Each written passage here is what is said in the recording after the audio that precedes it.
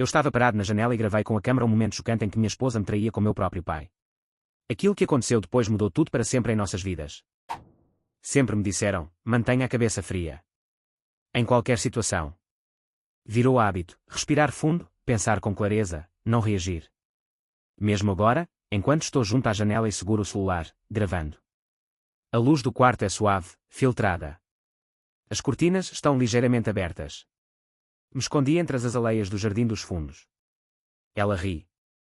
A voz dele, dolorosamente familiar. Estão próximos. Muito próximos. O corpo dela, as mãos dele, vejo tudo. A câmara capta tudo. Não tremi. Nem quando ela começou a sussurrar o que um dia sussurrou para mim. Nem quando ele tirou a camisa, o corpo do meu pai, o homem que me ensinou a andar, a dirigir, a manter a palavra. Não durou muito. Não parei de gravar. É a prova. Não vou gritar, quebrar nada nem perguntar porquê. As respostas já não importam. Eu tenho um plano. Quando tudo terminou, me afastei. A câmara desligada, mas algo dentro de mim continuava aceso, como uma luz num cômodo onde já não mora ninguém. Caminhei em silêncio, com o celular no bolso. Ali dentro estava o começo do fim. Dela. Dele. Mas não o meu. Não vou deixar isso me quebrar. Cerca de um mês atrás, tudo ainda parecia no lugar. Eu e Helena jantávamos na varanda, vinho, peixe grelhado, ar fresco. Achei que a vida finalmente tinha se equilibrado. Tudo no seu devido canto, casa, esposa, trabalho. Até o silêncio parecia gentil. Minha família sempre foi peculiar. Não pelo dinheiro, embora não faltasse, muito pelo contrário, mas pela ordem. Tudo sob controle. A figura central sempre foi minha avó, mãe do meu pai. Todos a respeitavam, temiam, obedeciam. A palavra dela era a final. Meu pai era o sucessor natural, embora ninguém dissesse isso em voz alta. Ele comandava os negócios formalmente, mas ainda recorria a ela para conselhos. Meu tio e minha tia cuidavam de áreas secundárias, viviam à sombra, não causavam conflito. Era um sistema. Criado muito antes de eu nascer. Eu era preparado para algo no meio termo, parte do círculo, mas com certa liberdade. Estudei, estagiei, não tomei iniciativa demais. Na nossa família, excesso de iniciativa era mal visto. Quando apresentei Helena, magra, reservada, um pouco esquisita, todos se surpreenderam, mas não disseram nada. Minha avó apenas perguntou, ela é de silêncio. Eu assenti. Ela não perguntou mais. Nos casamos há um ano. Sem pompa. Cerimônia simples, fim de outono. As folhas já começavam a cair, e achei isso bom, começar do vazio. Helena não quis vestido branco. Foi de verde escuro. E estava tranquila. Gostei daquela serenidade. Acreditava que estávamos juntos porque havia silêncio entre nós, um silêncio certo, agradável, cheio. A família a acolheu, não com afeto, mas com aceitação. Ela não se intrometia, não fazia perguntas, não exigia nada. Eu trabalhava, ela cuidava da casa. À noite, jantávamos, víamos algo leve, depois dormíamos encostando os pés. Era um ritmo correto. Daqueles que acalmam. Eu achava que seria assim para sempre. Às vezes Helena falava de irmos para Lisboa, ou de adotar um cachorro. Mas em geral, vivíamos simples. E tudo parecia firme. Não lembro quando senti a primeira rachadura. Mas hoje, quando penso naqueles jantares, uma coisa me inquieta, ela quase nunca me olhava nos olhos. Como se já soubesse de antemão. Como se dentro dela uma decisão já estivesse crescendo, e eu ainda não fazia ideia. Não percebi de imediato. Talvez porque já vivíamos um pouco separados, eu nos negócios, ela no silêncio. Mas um dia, entre o café e a torrada, Helena disse que tinha se matriculado numa academia. Levantei as sobrancelhas e ela sorriu. Quero manter a forma, disse, sem me encarar. Helena nunca foi de lugares movimentados. Nos primeiros meses de casados, evitava até os almoços de família. Sentava nos cantos, respondia curto. E agora, de repente, academia. 3 vezes por semana. Soava estranho, mas eu não questionei. Cabeça fria, já era instinto. Começou a sair mais. Disse que reencontrou uma colega da escola, que tomaram café. Depois, que talvez fossem a uma exposição. Eu ouvia e assentia. E pensava, quando foi a última vez que ela sugeriu fazermos algo juntos? Um dia voltou do salão, cabelo com corte novo, as pontas mais claras. Perguntei, mudança. Ela deu de ombros, deu vontade. Sobre a mesa da cozinha estavam os tênis novos, caros, de marca. Os que aparecem em vídeos de treino no Instagram. Mudou também o jeito de comer. Cortou a carne. Lia os rótulos das embalagens. À noite, comia em silêncio, como se contasse calorias em vez de palavras. Havia algo mudando. Eu sentia. Como quando o vento vira, mas o céu ainda está limpo, o ar já é outro. Entre nós, um vazio. Não uma briga, não um ressentimento. Ausência. Como olhar para alguém e notar que o olhar dela está em outro lugar. Ainda dormíamos na mesma cama.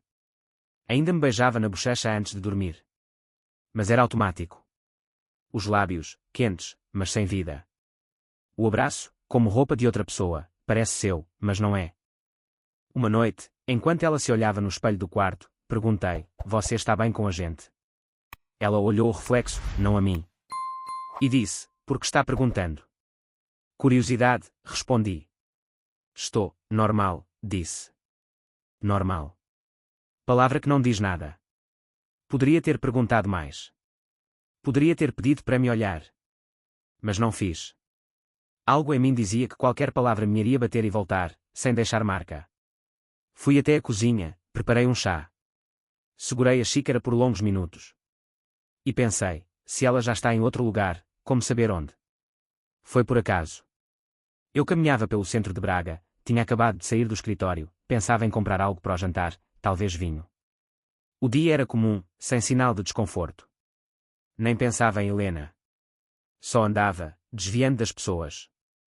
E então os vi. Estavam em frente a uma confeitaria, ela com roupa esportiva, ele de casaco escuro. Meu pai. Conversavam. Ela olhava para ele com leveza, sorria. Ele, inclinado, como sempre fazia quando queria parecer próximo. A expressão era a mesma que usava com recepcionistas, condescendente, leve, quase flertando. Parei por alguns segundos, fingindo olhar uma vitrine de pães. Não se tocavam, não havia gestos íntimos. Mas algo ali era íntimo. A proximidade não precisava de gesto, já estava no ar. Estavam como duas pessoas que sabem exatamente o que é entre elas. Quando ela riu, reconheci o riso. Mais suave, mais doce. Não o que usava comigo. Então ela encostou no ombro dele rápido. Como por engano. Mas eu vi. Passei por eles sem parar. Não me aproximei. Não disse nada. Nem olhei para trás. Cabeça fria. Era automático. Em casa, quando ela voltou, eu preparava o jantar. Ela entrou na cozinha, me deu um beijo na bochecha. Tudo parecia no lugar. Como foi o dia? Perguntei. Normal, respondeu. E começou a contar sobre a academia, que o treinador passou uma nova série. Disse que comprou uma legging nova. Nenhuma palavra sobre o centro, sobre meu pai, sobre o café. Observei enquanto ela abria armário, lavava as mãos. Os gestos dela ainda eram familiares, tranquilos. Mas na minha cabeça as imagens já não se encaixavam, a mulher ali na cozinha e a que riu com meu pai horas antes eram diferentes. Não falei nada. Só encarei. E senti que o silêncio entre nós deixava de ser silêncio. Era outra coisa. Um vazio real. Um abismo. E eu já não via o fundo. Naquela noite, ela dormiu serena. A respiração calma. Eu fiquei deitado, olhando para o teto. Na cabeça, repetia a cena da confeitaria. O sorriso dela. O rosto dele. O toque. Não era uma prova. Ainda não. Mas era um sinal. E os sinais vinham cada vez mais nítidos.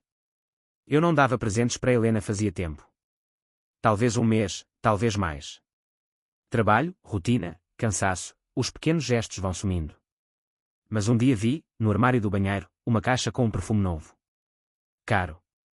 Daqueles difíceis de achar. Não estava escondido, mas também não estava exposto. Peguei o frasco.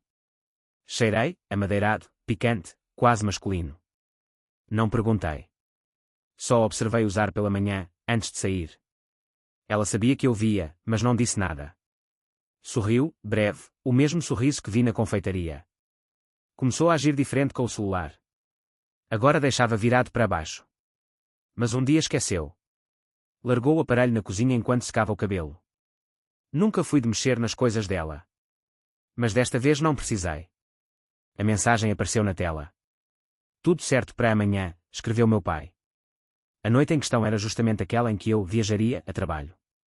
Ia para Guimarães, apresentação importante, foi o que contei. Helena assentiu, sem querer detalhes. Agora tudo fazia sentido. Não respondi. Tirei uma foto da tela. Mais uma prova. Mais uma peça. Eu já tinha o suficiente. Naquela noite ela estava doce. Não exageradamente, mas de um jeito claro. Preparou o jantar, riu, se encostou no meu ombro. Como se ainda fôssemos nós. Do outro lado da mesa, eu a olhava como se olhasse um rio no qual já não se entra. E talvez nunca se tenha entrado, de fato. Percebi que ela espiava o relógio. Discretamente, mas sim. Aqueles olhares rápidos de quem espera. E entendi, não era só traição. Ela estava ansiosa. Não me doeu. Não ardeu. Foi como água fria subindo devagar, tornozelos, joelhos, peito. E eu ali, parado. Saí para a varanda com um chá na mão, olhei o jardim. E já sabia. Sabia onde me esconder, o que comprar. Uma câmara pequena. Fingir que ia ficar. Ela veio até mim. Encostou o rosto no meu ombro. Queria ir para a Serra da Estrela, disse. Nós dois. Assenti. Depois da viagem. Ela sorriu. E eu também. Mas já sabia, essa viagem nunca ia acontecer. Na sexta de manhã, arrumei a mala. Camisa, laptop, alguns papéis, tudo crível. Helena me ajudou a fechar o zíper, me deu um beijo na bochecha e desejou boa viagem. Prometi ligar à noite. Ela sorriu, tranquila, como sempre. Como se não houvesse nada fora do lugar. Como se apenas estivesse à espera do fim de semana. Entrei no carro, saí pela frente da casa, dei uma volta no bairro e voltei pela entrada lateral, que dava para o quintal. Um portãozinho que quase ninguém usava. Conhecia cada canto ali, cada arbusto, cada tábua solta na cerca. Aquilo ainda era minha casa. Atrás do galpão, num canto entre a cerca e o pé de limoeiro, ficava uma antiga poltrona de lona. Era o suficiente. Sentei, o celular na mão. Câmara ligada. Esperar. 1 hora. 2. Ouvia os cachorros dos vizinhos, o bater das folhas. Helena estava em casa. Andava pelos comodos, abria gavetas, falava ao telefone. A voz dela parecia leve. Igual. Perto das 6, escutei o motor chegando. Reconheci. A chave virou na fechadura. Ela saiu para recebê-lo. Oi, disse ela. Estava com saudade, respondeu meu pai. A voz deles era baixa, mas clara. Levantei com cuidado, fui até a lateral da casa.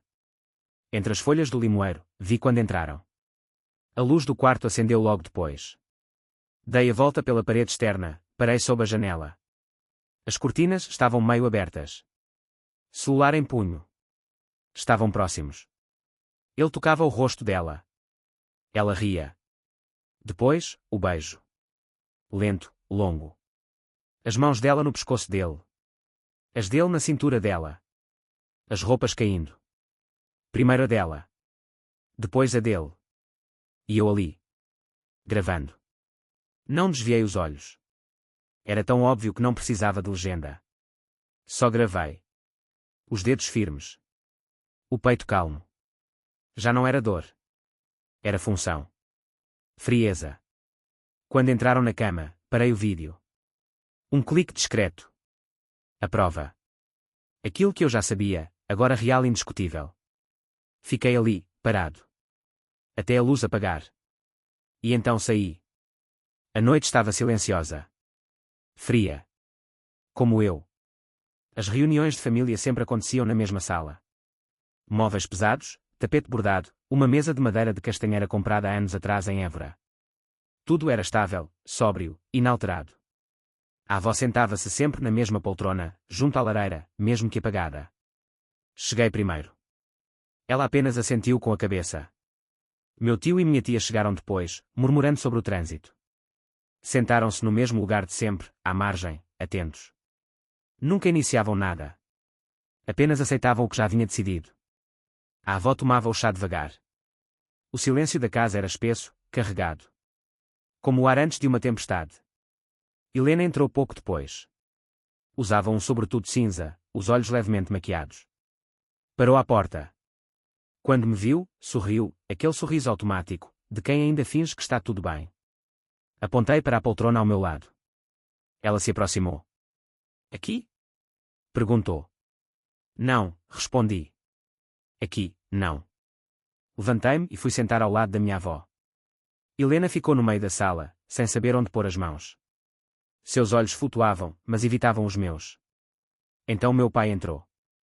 Estava como sempre, suéter escuro, o rosto barbeado, os passos firmes. Cumprimentou com um aceno geral, como se não houvesse nada a explicar. Olhou para cada um de nós. Ao fitar Helena, hesitou. Por um segundo. Mas vi. Obrigada por estarem aqui, disse a avó, finalmente, colocando a xícara sobre a mesa. Ela olhou para a televisão. Depois para mim. Peguei o celular, conectei ao cabo HDMI, apertei o botão. A tela se acendeu. O vídeo começou. Primeiro, o quarto. A luz acesa. Depois, eles dois. Meu pai. Minha esposa. O beijo. Os toques. As palavras. Tudo nítido. Cru. Sem cortes. Sem trilha sonora. Só a realidade. Ninguém se mexeu. O silêncio ficou ainda mais denso. A respiração deles ecoava na gravação, e parecia atravessar a sala. Quando terminou, a avó desligou a televisão. Nem olhou para os dois. Disse, com calma. Arrumem suas coisas. Vocês não pertencem mais a esta casa. E não voltem. Nunca. Helena continuava sentada, paralisada. Os olhos molhados. Soluçou. Tentou dizer algo, mas minha avó ergueu a mão. Não fale. Já disse tudo. No vídeo. Meu pai não reagiu. Ficou ali, como se nem estivesse. Não houve justificativa. Nem um murmúrio. Apenas o vazio no olhar.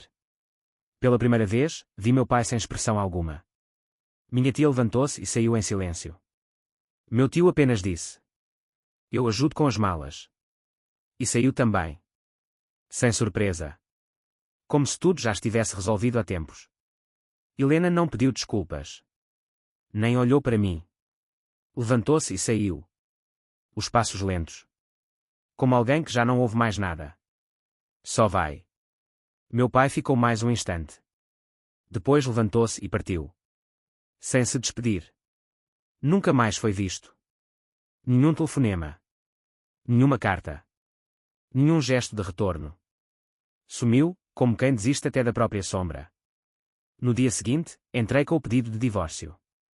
Helena assinou sem contestar. Em silêncio. Nunca mais nos falamos. A casa seguiu igual. Tudo no mesmo lugar. Exceto por um detalhe, agora havia 2 poltronas vazias na sala. E ninguém mais ousava sentar nelas.